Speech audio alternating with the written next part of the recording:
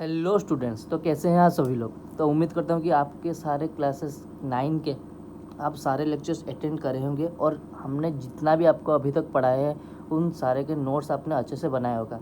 तो बेटा, हमारा जो सीरीज़ चल रहा था कि मैटर एंड सराउंडिंग्स का, आज उसका 6 नंबर का लेक्चर है। मतलब इस चीज़ को हम कह सकते हैं कि हमने जितना भी पढ़ाई किया था वो आप सबने देखा होगा। तो मैटर एंड सराउंडिंग्स का हमने जो बोला था कि सेल्सियस स्केल को कन्वर्जन कैसे करते हैं, उसके बारे में हमने डिटेल वीडियो बनाया था। उम्मीद करता हूँ वो वीडियो देखने के बाद आप इस वीडियो में आए होंगे। तो मेन जो है आपका जो एक्सरसाइज है ना, आपका एक्सरसाइज एंड में था। बच्चों का मैसेज आ रहा था कि सर एक्सरसाइज के बारे में कुछ बताइए। उस चीज़ को कंप्लीट आज हम कर देंगे इस वीडियो के दौरान। उम्मीद करता हूँ कि आप अंत तक वीडियो को देखेंगे, ज़्यादा लंबा नहीं करेंगे, 5 से 7 मिनट का वीडियो का, जो आपको अच्छे से पता चल जाए कि आपके एक्सरसाइज के जो जितने हैं बुक्स में, वहाँ के क्वेश्चंस जो हैं मैंने यहाँ पर ले लिए हैं। तो हम ओवरव्यू कर लेंगे। आप इस चीज़ को अपने किताब में या फिर नोट्स में नोट डाउन कर सकते हैं। तो एक्सरसाइज 1 से शुरू करते हैं बेटा। एक्सरसाइज 1 में जो आपका जो चीज़ें हैं कि convert kelvin to Celsius. Kelvin to Celsius के लिए हमने फॉर्मूला बोला था कि बेटा टेम्परेचर अगर केल्विन में है तो जो भी सेल्सियस में 0 डिग्री में इसलिए नहीं लिख रहा हूँ कि अभी एक्स लिख रहा हूँ, एक्स लिख देता हूँ। एक्स डी सेल्सियस प्लस 273, इसको ऐड हम कर देंगे। तो इस हिसाब से अगर देखें 293 केल्विन में है, इसको हम सेल्सियस में कन्वर्ट कैसे करेंगे, 273 से माइनस कर देंगे। इस हिसाब से देखेंगे तो सेल्सियस कैसे निकलेगा, केल्विन जो दिया है उसको 273 से माइनस हम कर देंगे सेल्सियस निकालने के लिए। सेल्सियस निकालने किस लिए हम 273 को माइनस करेंगे केल्विन जितना दिया है। तो केल्विन दिया गया है 293 माइनस 273, जो आपका आंसर निकल के आएगा वो 20 डिग्री सेल्सियस हो जाएगा। ये आपका आंसर है ए का।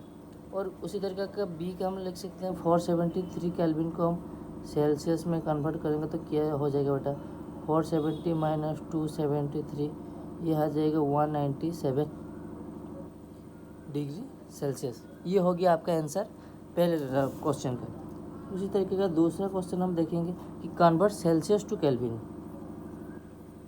सेल्सियस टू केल्विन में कन्वर्ट करने के लिए बोला है। तो ये इजी है, हमको पता है कि ये वाला जो फॉर्मूला है, टेम्परेचर अगर केल्विन में दिया है कि जो भी सेल्सियस में दिया गया है एक्स वाई जेड, जो भी जितना टेम्परेचर दिया गया है हम 273 से ऐड कर देंगे। उसी तरीके का हम यहाँ पर ऐड कर सकते हैं 25 डिग्री सेल्सियस प्लस 273, ये हिसाब से हो जाएगा 298, सॉरी कितना हो जाएगा, हाँ 298 केल्विन। ये हो गया। 373 को भी उसी तरीके से ऐड कर देंगे। 373 को भी हम सेल्सियस को कैसे करते हैं, 373 प्लस 273, इस चीज़ को भी हम ऐड कर देंगे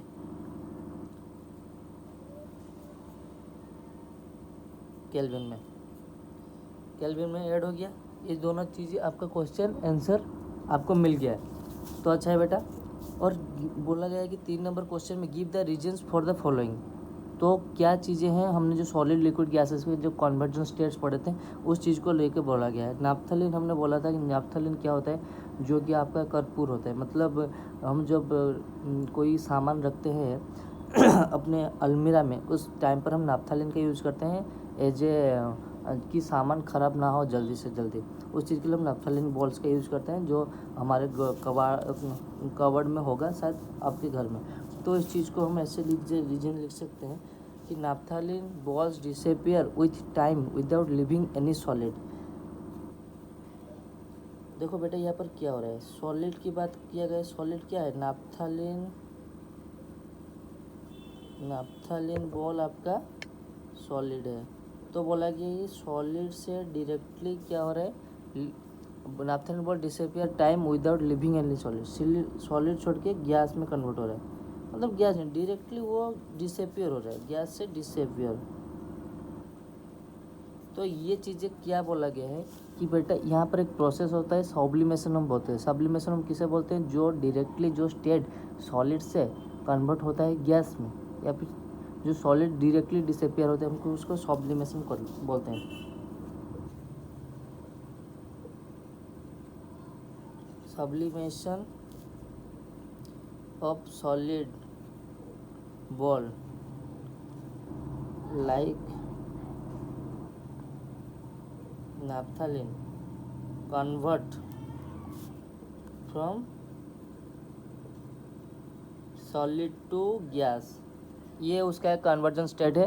तो अच्छे से समझ में आ गया कि सॉलिड से डायरेक्ट इसका गिव द रीजन बोला था, यही उसका रीजन है बेटा। इसको अच्छे से आप पॉज करके लिख लीजिएगा, मैं बता दे रहा हूँ आपको।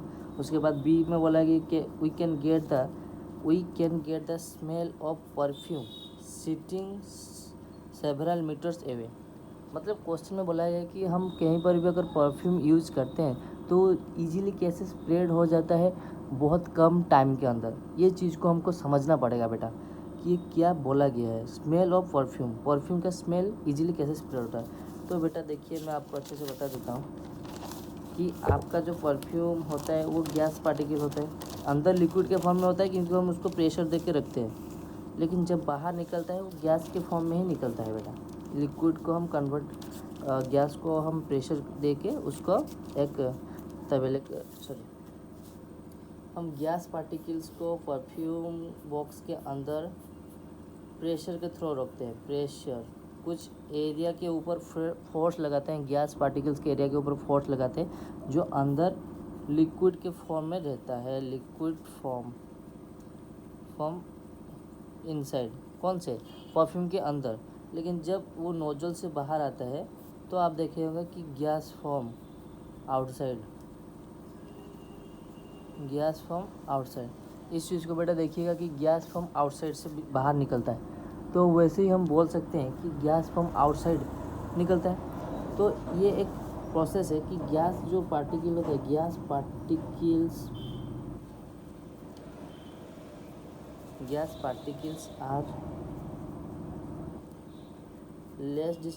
Particles are high distance. Solid, liquid और गैस का जो हम स्टेट में जो डिफ्रेंशिएट कर रहे थे उस टाइम पर हमने बताया था कि अगर कहीं पर भी गैस है तो गैस में जो पार्टिकल्स होते हैं इनके बीच में का जो डिस्टेंस होता है, दूरता होता है, वो बहुत ज़्यादा होता है। Distance is very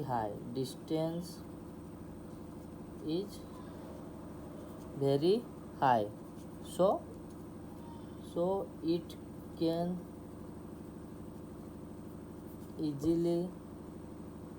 easily accelerate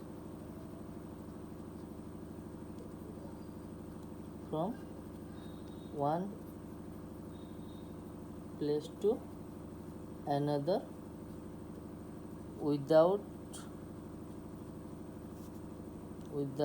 any high force। बिना किसी फोर्स के, ज़्यादा फोर्स दिए ही गैस ट्रांसफ़र हो सकता है एक फॉर्म से। तो ये अगर घर है, किसी भी कोने पे हमने परफ्यूम यूज़ किया या फिर अगरबत्ती को यूज़ किया तो वो इजीली इस घर के अराउंड स्प्रेड हो सकता है क्योंकि उसके डिस्टेंस जो पार्टिकल होते हैं वो बहुत ज़्यादा होते हैं, वो एयर के साथ ज़्यादा ट्रांसफ़र होते हैं। एयर से स्पीड ट्रांसफ़र होता है, स्पीड ट्रांसफ़र। सो बेटा ये चीज़ को आपने अच्छे से समझा होगा, मैं अच्छे से आपको बता दे रहा हूँ।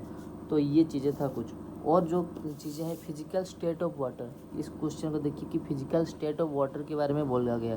देखो बेटा, फिजिकल स्टेट ऑफ वाटर के बारे में हम जब पढ़ रहे थे कि हम बहुत चीज़ें पढ़ रहे थे। इवापोरेशन के बारे में पढ़ रहे थे, इवापोरेशन के बारे में पढ़ रहे थे, बॉइलिंग पॉइंट के बारे में पढ़ रहे थे, हम पढ़ रहे थे फ्यूज़न के बारे में पढ़ रहे थे, कूलिंग पॉइंट के बारे में पढ़ रहे थे। तो इन सब चीज़ों के बारे में पढ़ रहे थे। तो 4 नंबर का जो क्वेश्चन है फिजिकल स्टेट ऑफ वाटर, इस चीज़ को हम कैसे डिफ्रेंशिएट करेंगे। 4 नंबर का जो क्वेश्चन है 0 डिग्री सेल्सियस। 0 डिग्री सेल्सियस में वाटर क्या होता है? 0 डिग्री सेल्सियस में वाटर फ्रीज होता है। फ्रीज, ये मतलब ये उसका फ्रीजिंग पॉइंट, वाटर का फ्रीजिंग पॉइंट है बेटा 0 डिग्री सेल्सियस। ये हमने पहले क्लास में भी पढ़ा, दूसरे या फिर तीसरे क्लास में बताया होगा मैंने। 100 डिग्री सेल्सियस, 100 डिग्री सेल्सियस यहाँ पर क्वेश्चन दिया गया। 100 डिग्री सेल्सियस आपका हो जाएगा आपका बॉइलिंग पॉइंट, जिस पॉइंट के ऊपर वाटर हीट होता है। और 100 डिग्री सेल्सियस पे वाटर बॉयल होता है, इस चीज़ को हम बॉइलिंग पॉइंट बोलते हैं। Okay, give reason following why water at room temperature is a liquid. बेटा ये 4 का क्वेश्चन गया, यहाँ पर मैं 5 लिख देता हूँ कि ज़्यादा अच्छे से समझ में आएगा। 5 reason water at room temperature, water room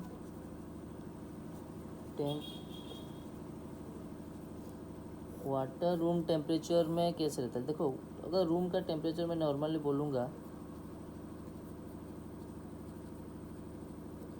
तो 25 से लेकर 35 डिग्री सेल्सियस के आसपास रहेगा।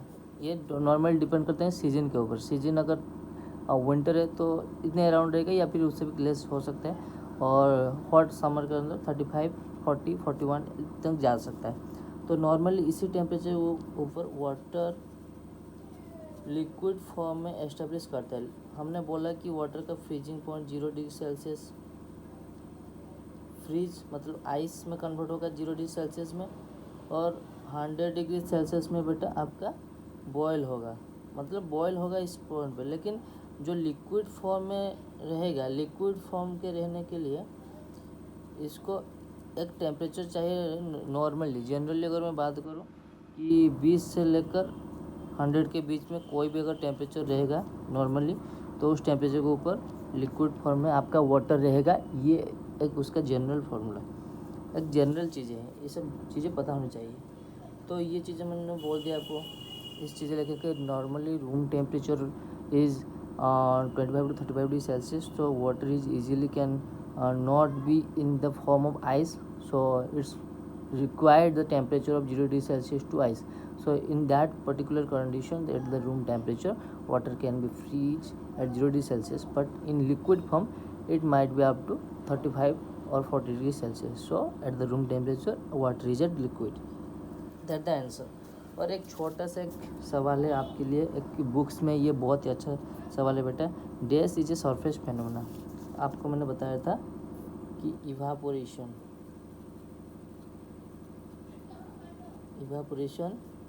Is a